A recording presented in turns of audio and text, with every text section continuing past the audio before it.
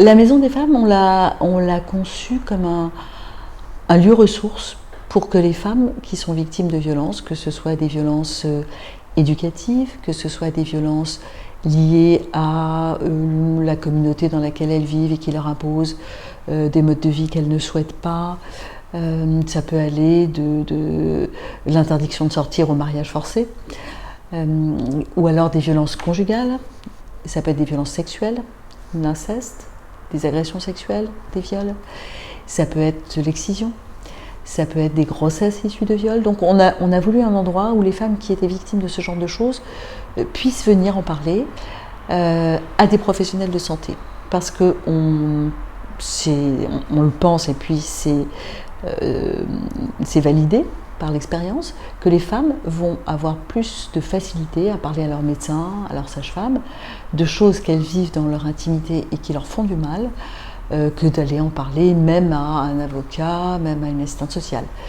Elles comprennent que le médecin est intéressé par leur santé et va se questionner sur toutes les dimensions de leur santé, y compris leur santé psychique.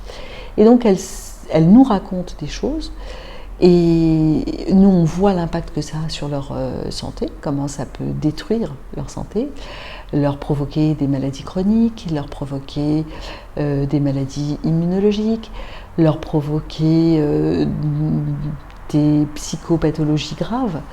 Et on s'est dit que quand les femmes savent qu'il y a un endroit comme ça, elles vont venir plus facilement, elles vont nous parler de leurs problèmes de santé, et nous, on va pouvoir leur proposer un parcours pour ne pas rester enfermées dans cette violence. Et donc on a mis dans cette maison des soignants, médecins, sages-femmes, psychologues, psychiatres, sexologues. On a mis des travailleurs sociaux, on a mis des juristes, des avocats, des policiers. Il y a bien sûr des secrétaires, des infirmières, des aides-soignantes. Et puis, on a créé des groupes de parole où les femmes peuvent parler des choses qu'elles vivent. Et on a créé aussi des ateliers parce qu'il faut rompre l'isolement, il faut reprendre un peu d'estime de soi.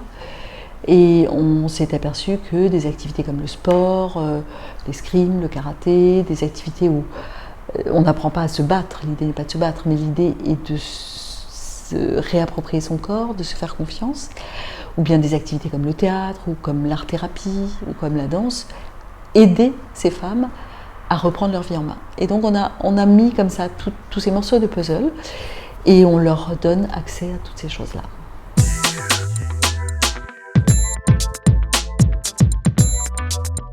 Depuis l'ouverture de la maison, on a dû accueillir entre 9 et 10 000 femmes. Certaines viennent une fois, d'autres viennent 20 fois. Tout dépend de leur parcours, tout dépend de leurs besoins. Et ce qui fait qu'on fait en moyenne 10 000 consultations par an. Donc il y a énormément d'activités. Il y a entre 50 et 70 femmes qui viennent chaque jour pour des consultations, pour aller à un atelier, pour aller à un groupe de parole, pour rencontrer l'avocate. Et on a tellement finalement de succès presque inattendu qu'on est obligé de s'agrandir. Et donc on a remonté des opérations de levée de fonds, on a ressollicité des fondations et on a levé de l'argent et aujourd'hui on va pouvoir doubler la surface.